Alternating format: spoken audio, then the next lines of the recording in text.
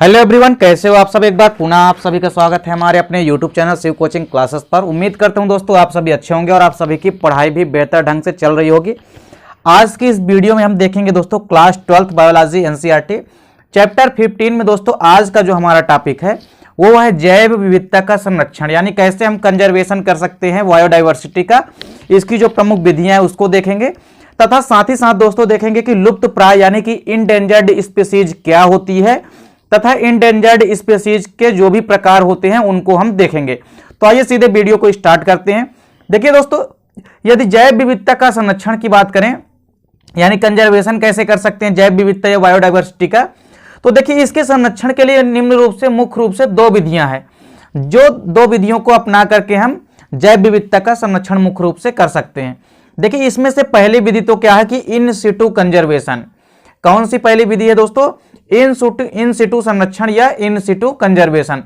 तो देखिए इन सिटू का मतलब क्या होता है दोस्तों, यदि शाब्दिक तौर से इसका मतलब समझे तो इसका मतलब होता है कि जिस स्थान पे जीव या पेड़ पौधे हैं उनको उसी स्थानों पर यदि संरक्षण मिल जाए तो ऐसे ही संरक्षण को हम क्या कहते हैं? इन सिटू संरक्षण।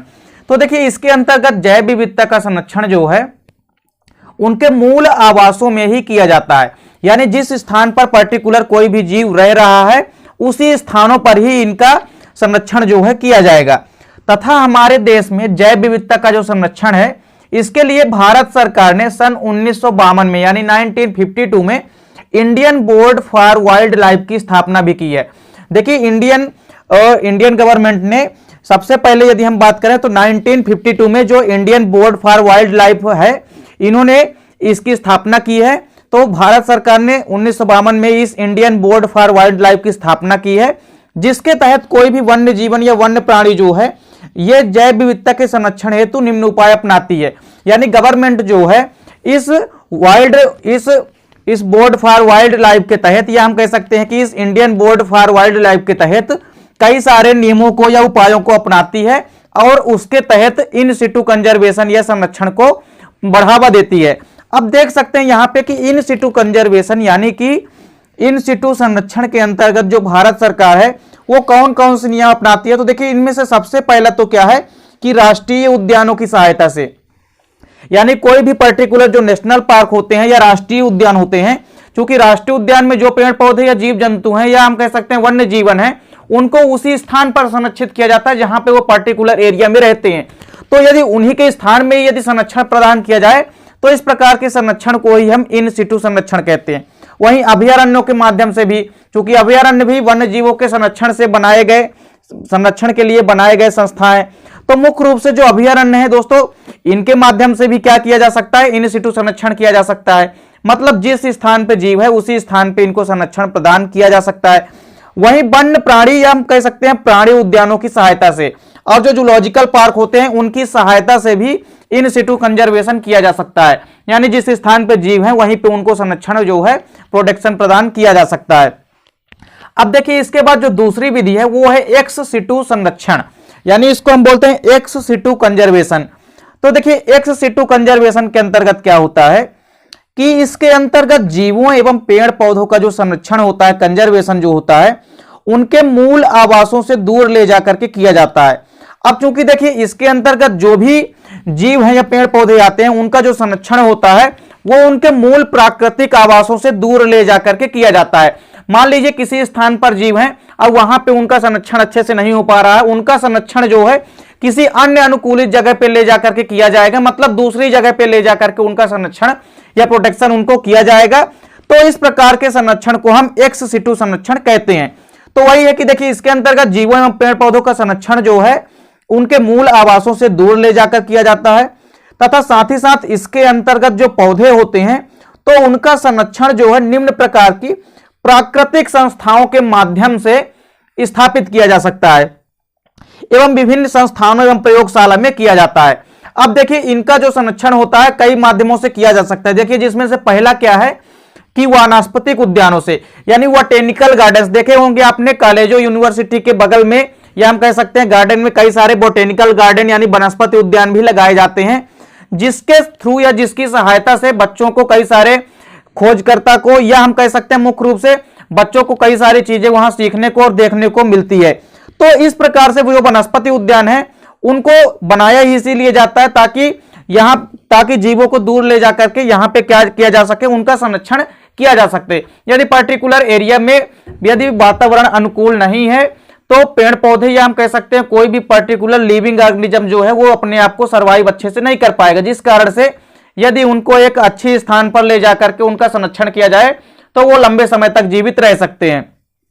तो इसमें से पहला उपाय क्या करते हैं एक्स सिटू संरक्षण के अंतर्गत कि वानस्पतिक उद्यानों यानी बोटेनिकल गार्डन को अपनाते हैं, जिसके माध्यम से इनका संरक्षण किया जा सकता है। वहीं दूसरा उपाय है कि वानिकी अनुसंधान संस्थानों में भी कई सारे वानिकी अनुसंधान बनाए जाते हैं जिनके माध्यम से भी एक्स सिटू संरक्षण किया जा सकता है।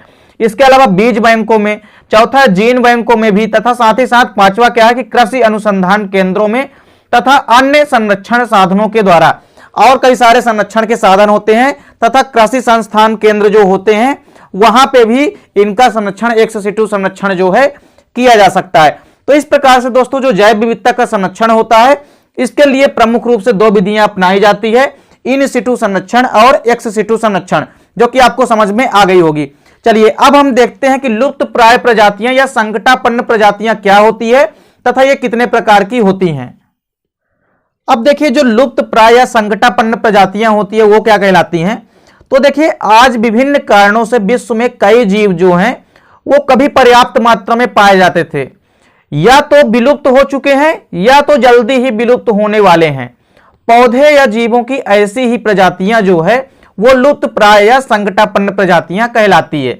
देखिए क्या था कि पहले जो है विभिन्न कारणों से विश्व में कई सारी जो कभी पर्याप्त मात्रा में पाई जाने वाली प्रजातियां थी, यानी ऐसी कई सारी स्पीशीज या प्रजातियां थी जीवों की जो कि पहले जो है पाई जाती थी, लेकिन किसी कारणवश वो या तो अब नहीं पाई जाती हैं या तो वो विलुप्त होने की कगार पे हैं। या तो देखिए जो कभी स्पीशीज ऐसी कई सारी स्पीशीज थी जो कि पहले कई सारी मात्रा में या पहले ज्यादा मात्रा में पाई जाती थी, लेकिन अब किसी कारणवश वे या तो विलुप्त हो चुकी हैं या तो विलुप्त होने की कगार पर आ गई हैं। ऐसी ही प्रजातियों को हम क्या कहते हैं, लुप्त प्राय या संकटापन्न प्रजातियां कहते हैं। और देखिए इनका वर्णन जो है रेड डाटा बुक में किया गया है। और जो इंडेंजर्ड स्पीशीज होती हैं या संकटापन्न प्रजातियां या लुप्त प्राय प्रजातियां जो होती है, इनका पूरा का पूरा जो समाकलन या वर्णन जो है, पूरा का पूरा वर्णन जो है इनका रेड डाटा बुक में किया जाता है, जिसको कि IUCN द्वारा निर्धारित की जाती है। IUCN यानी international union for conservation of nature and natural resources, जिसका कि पुराना नाम क्या था, IUPN था। IUCN का दोस्तों पुराना नाम कभी कभी पूछा जाता है।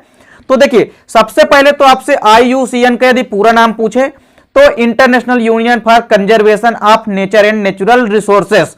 वहीं जो IUCN है ये संस्था जो है इसका पुराना नाम IUPN था। इसका मतलब होता है कि देखिए जैसे IUCN है तो वहां पे कंजर्वेशन की जगह में प्रोटेक्शन था, यानी international union for protection of nature and natural resources. तो ये दोनों क्वेश्चन कभी कभी आपसे पेपर में पूछे जाते हैं। तो देखिए लुप्त प्राय प्रजातियां मुख्य रूप से कौन सी होती है, जो कि कभी पहले बहुत मात्रा और ज्यादा मात्रा में पाई जाती थी, लेकिन वे प्रजातियां आज किसी कारणवश या तो लुप्त हो चुकी हैं या तो लुप्त होने की कगार पर आ चुकी हैं। ऐसी ही प्रजातियों को हम संकटापन्न या लुप्त प्राय प्रजातियां कहते हैं।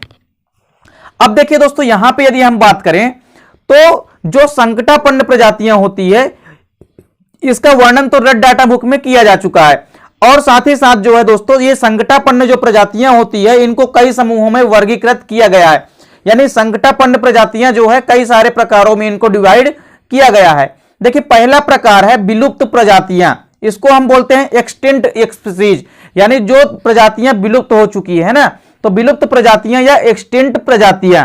तो देखिए विलुप्त प्रजातियां क्या होती है या एक्सटिंक्ट स्पीशीज क्या होती हैं। तो देखिए ऐसे पौधे जो कि यहां पे पौधे बस लिखा है, लेकिन आपको यहां पे समझना है कि पौधे या जीव कुछ भी हो सकते हैं।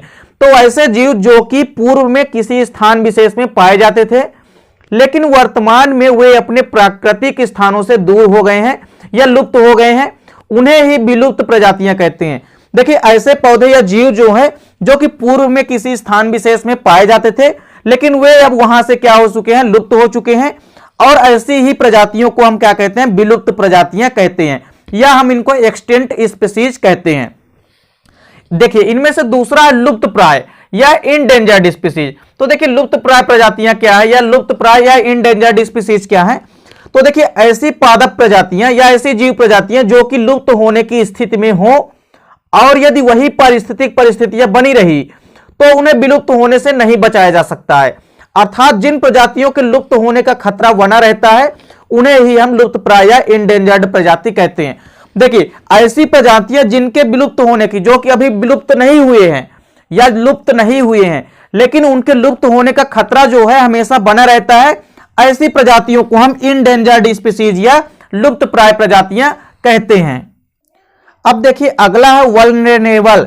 देखिए क्या है, वल्नरेबल स्पीसीज या हम इसको वल्नरेबल प्रजाति भी कहते हैं। तो देखिए जो वल्नरेबल स्पीसीज है ये क्या होती हैं, तो ऐसी पादप प्रजातियां जो कि कुछ ही समय में लुप्त प्राय स्थिति में पहुंचने वाली हो उन्हें ही वल्नरेबल प्रजातियां कहते हैं। देखिए ऐसी स्पीसीज जो कि अभी लुप्त प्राय में नहीं पहुंची है, यानी कि जो अभी लुप्त प्राय स्पीसीज में नहीं पहुंची है और जो बहुत जल्द ही लुप्त प्राय श्रेणी में आने वाली हो, उनको हम क्या कहते हैं, वल्नरेबल स्पीसीज कहते हैं।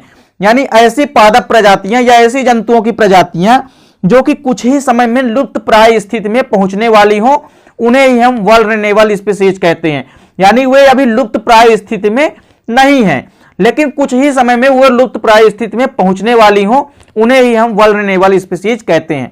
अगला दुर्लभ, दुर्लभ या दुर्लभ प्रजाति या हम इसको कह सकते हैं कि रेयर स्पीसीज।